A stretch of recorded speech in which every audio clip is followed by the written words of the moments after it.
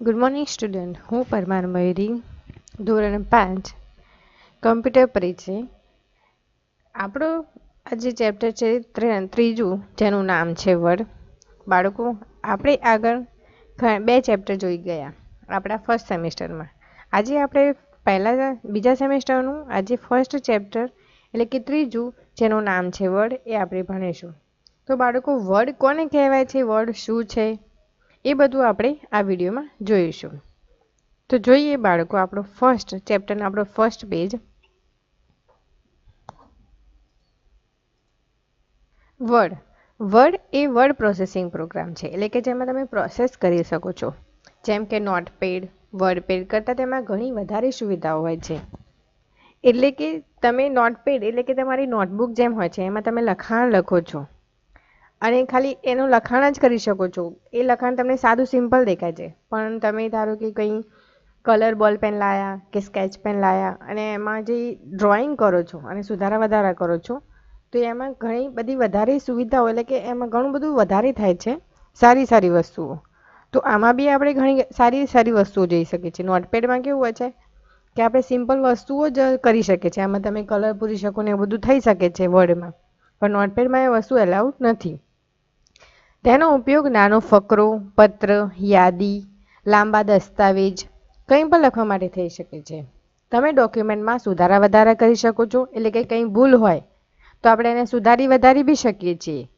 તથા વૈવિધ્યપૂર્ણ લેઆઉટ પણ રચી શકો છો, એટલે કે અલગ અલગ પ્રકારના લેઆઉટ આવે છે જે આપણે એમાં કરી શકીએ છીએ. વર્ડમાં page layout, font size, style તથા પેરેગ્રાફ એલાઇનમેન્ટ વગેરે માટેની સુવિધા હોય છે. તમે એમાં પેજ લેઆઉટ એટલે કે પેજની કલર, ફોન્ટ એટલે કે શબ્દો, એની સાઇઝ તમે વધારી ઓછી કરી શકો છો, સ્ટાઇલ બદલી શકો છો તથા પેરેગ્રાફના અલાઇનમેન્ટ પણ કરી શકો છો. તદુપરાંત સ્પેલિંગ તથા વ્યાકરણની ચકાસણી પણ આ વર્ડમાં થાય છે. ધારો કે તમારે કોઈ સ્પેલિંગની મિસ્ટેક થઈ ગઈ, ભૂલ થઈ ગઈ, તો એમાં તમે સુધારા વધારા કરી શકો છો. અને ડોક્યુમેન્ટમાં ચિત્રો પણ ઉમેરી શકો છો, એમાં કલર બી પૂરી શકો છો. છાપતા પહેલાં તમારો ડોક્યુમેન્ટ કેવો દેખાય છે એ પણ તમે જોઈ શકો છો. તો બાળકો, આ વર્ડમાં આ બધી સુવિધાઓ ઘણી બધી છે. તો હવે આપણે જોઈએ કે વર્ડ કઈ રીતે શરૂ કરાય. તો ફર્સ્ટ તમને ચિત્રમાં દેખાઈ રહ્યું હશે કે કમ્પ્યુટર ફર્સ્ટ તો ચાલુ કરો. એમાં સ્ટાર્ટ મેનુ હશે જે તમને દેખાય છે, આને સ્ટાર્ટ મેનુ કહેવાય છે. ત્યાં તમે જ્યારે ક્લિક કરશો તો સ્ટાર્ટ મેનુ જોવા માટે સ્ટાર્ટ બટન ઉપર ક્લિક કરવાની છે. ત્યાં ક્લિક કરશો એટલે કે સબ મેનુમાં ઓલ પ્રોગ્રામ હશે. જ્યારે અહીંયા ક્લિક કરશો તમે ત્યારે ઓલ પ્રોગ્રામ આવશે. ઓલ પ્રોગ્રામ ઉપર જ્યારે તમે ક્લિક કરશો ત્યારે ત્યાં આવશે માઇક્રોસોફ્ટ ઓફિસ. જ્યારે ત્યાં ક્લિક કરશો ત્યારે માઇક્રોસોફ્ટ ઓફિસ આવશે. એના પછી બાળકો, માઇક્રોસોફ્ટ ઓફિસમાં હશે માઇક્રોસોફ્ટ ઓફિસ વર્ડ 2007. અહીંયા તમને ચિત્રમાં દેખાઈ રહ્યું છે કે માઇક્રોસોફ્ટ ઓફિસ વર્ડ 2007 લખેલું છે. એના ઉપર તમે જ્યારે ક્લિક કરશો ત્યારે તમને નીચેની વિન્ડો જોવા મળશે. એ સ્ક્રીન ઉપર કઈ વિન્ડો છે? તો જો અહીંયા તમને એક વિન્ડો દેખાઈ રહી છે. તો હવે જો એમાં બાળકો સાઈડમાં તમને દેખાય છે, બાજુમાં લખેલું છે કે કર્સર. તો જો અહીં કર્સર બ્લેક કલરનું તમને જે દેખાય છે એનું ચિત્ર અહીંયા આપ્યું છે, કર્સર. આને કર્સર કહેવામાં આવે છે. પછી અહીંયા એક એરો માર્યો છે, ટેક્સ્ટ એરિયા એટલે કે લખાણ લખવાની જગ્યા. અહીંયા જે છે તમને દેખાય છે એ ટાઇટલ બાર છે. નીચે આપ્યા છે મેનુ બાર, જે હોમ, ઇન્સર્ટ, પેજ લેઆઉટ આ બધાને મેનુ બાર કહેવામાં આવે છે. હવે રિબન કોને કહેવામાં આવે છે? તો જે રિબન તમે ધારો કે હોમ ઉપર ક્લિક કર્યું તો એના લગતું એના વિશેના બધા જે ટૂલ્સ ખુલે છે એને શું કહેવામાં આવે છે? રિબન કહેવામાં આવે છે. તો ચલો બાળકો, આપણે આ વિન્ડોને માહિતીમાં એટલે કે એના અંદરથી શું આવે છે એ આપણે જાણીએ. તો ફર્સ્ટ આવે છે, જ્યારે વિન્ડો ખોલો છો ત્યારે ફર્સ્ટ ટાઇટલ બાર હોય છે, ઉપર જે બ્લુ કલરનું પટ્ટીનું તમને દેખાય છે.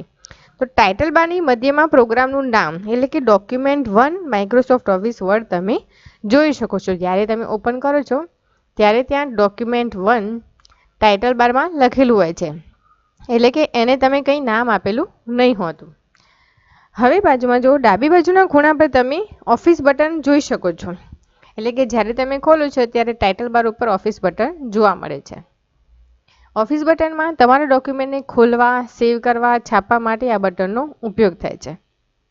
એટલે કે એમાં તમે સેવ કરી શકો છો, એને છાપી શકો છો, એને નવા ઓપન કરી શકો છો તમારા ડોક્યુમેન્ટો જે હોય છે. નીચે આપેલું છે ક્વિક એક્સેસ ટૂલબાર. હવે ક્વિક એક્સેસ ટૂલબાર છે એમાં અહીંયા તમને ચિત્રો દેખાઈ રહ્યા હશે. એમાં હશે નાના સેવ, રીડુ, અન્ડુ, પછી ન્યૂ, સ્પેલિંગ એન્ડ ગ્રામર, આ બધું હશે એમાં, જેનો વર્ડમાં ઘણી બધી વખત ઉપયોગ થતો હોય છે. એટલે ક્વિક એક્સેસ એટલે કે તમે એને તરત સેવ કરી શકો છો. ત્યાં ક્લિક કરો છો, સેવના ઓપ્શન ઘણા બધા હોય છે, પણ ક્વિક એક્સેસ બારથી તમે ત્યાં ક્લિક કરશો એટલે ફટાફટ સેવ થઈ જશે. જમણી બાજુના ખૂણા પર તમે 3 બટન જોઈ શકો છો: મિનિમાઇઝ, રિસ્ટોર ડાઉન અને ક્લોઝ. આ બટન શેના માટે છે એ તમને નીચે માહિતીમાં આપ્યું છે. તો આ બટનનો ઉપયોગ શેના માટે છે? તો મિનિમાઇઝ ઉપર જ્યારે તમે ક્લિક કરો છો તો ડેસ્કટોપ પરથી વિન્ડો અદ્રશ્ય થઈ જાય છે અને એ તમારા ટાસ્ક બાર ઉપર આવી જાય છે અને તેનું આઇકન બટન કેવું થઈ જાય છે? અહીંયા જે તમને ચિત્રમાં દેખાઈ રહ્યું છે એના જેવું થઈ જાય છે. વર્ડ વિન્ડો ફરીથી જોવા માટે ટાસ્ક બાર પર એ બટન ઉપર તમારે ક્લિક કરવાની રહેશે. તો વિન્ડો તમારી શું થઈ જશે? ફરીથી મોટી સ્ક્રીનમાં થઈ જશે. જ્યારે તમે આને ક્લિક કરો છો ત્યારે એનું નામ બદલાઈને રિસ્ટોર ડાઉન થઈ જાય છે. રિસ્ટોર ડાઉન બટનનું બીજું જે નામ છે એનું નામ છે મેક્સિમાઇઝ. હવે જો નાની વિન્ડોમાં રિસ્ટોર ડાઉનનું આ બટન મેક્સિમાઇઝમાં ફેરવાઈ જાય છે. વિન્ડોને તેની મૂળ સાઇઝમાં ફરીથી જોવા માટે મેક્સિમાઇઝ બટન ઉપર જ્યારે તમે ક્લિક કરો છો ત્યારે તેનું નામ ફરીથી બદલાઈને રિસ્ટોર ડાઉન થઈ જાય છે. લાસ્ટ બટન જે છે એ ક્લોઝનું બટન છે. ક્લોઝ ઉપર જ્યારે તમે ક્લિક કરશો ત્યારે તમારી સ્ક્રીન બંધ થઈ જશે. આગળ છે મેનુ બાર. મેનુ બાર શું છે તો આપણે જોઈએ. મેનુ બાર નીચેના ટેબ ધરાવે છે. ફર્સ્ટ છે home, insert, page layout, references, mailing, review અને વ્યૂ. હવે જો એમાં જ્યારે તમે ટેબ પર ક્લિક કરો છો ત્યારે રિબન નીચે સંબંધિત ટૂલ ધરાવે છે જે તમને વર્ડ ડોક્યુમેન્ટ રચવા અને તેમાં કામ કરવા માટે મદદરૂપ થાય છે. ઉદાહરણ તરીકે તમે ફર્સ્ટ હોમ જ અહીંયા જોઈ લો. અહીંયા તમને ચિત્રમાં દેખાઈ રહ્યું છે.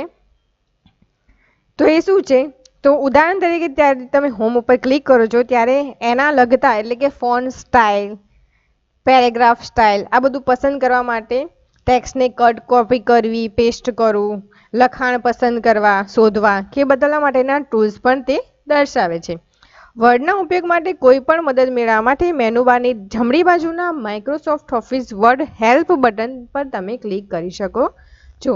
અહીંયા તમને ચિત્ર દેખાતું હશે ક્વેશ્ચન માર્ક વાળું, ત્યાં તમે વર્ડ હેલ્પ બટન તમને જોવા મળે છે.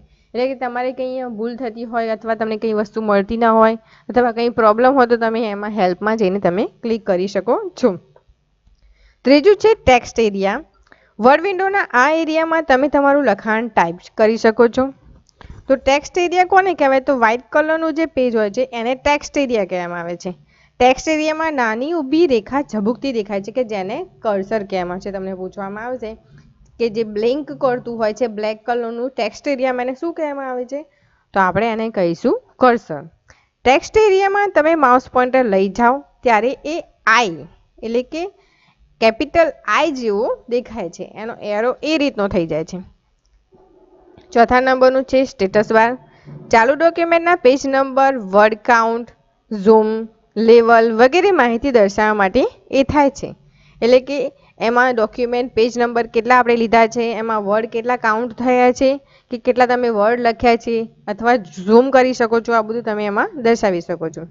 તો હવે જો બાળકો, હવે આપણે વર્ડમાં આટલી બધી માહિતી જોઈ લીધી. એનો ટાઇટલ બાર જોયું, મેનુ બાર જોયું, ટેક્સ્ટ એરિયા જોયું, સ્ટેટસ બાર જોયું. હવે એમાં કામ કઈ રીતે કરવું તો આપણે એ જોઈએ. તો વર્ડમાં કામ કરવા માટે ડોક્યુમેન્ટની રચના કરવાની છે. તો આપણે કઈ રીતે કામ કરીશું તો એ આપણે આપણા આગળના વિડીયોમાં જોઈશું.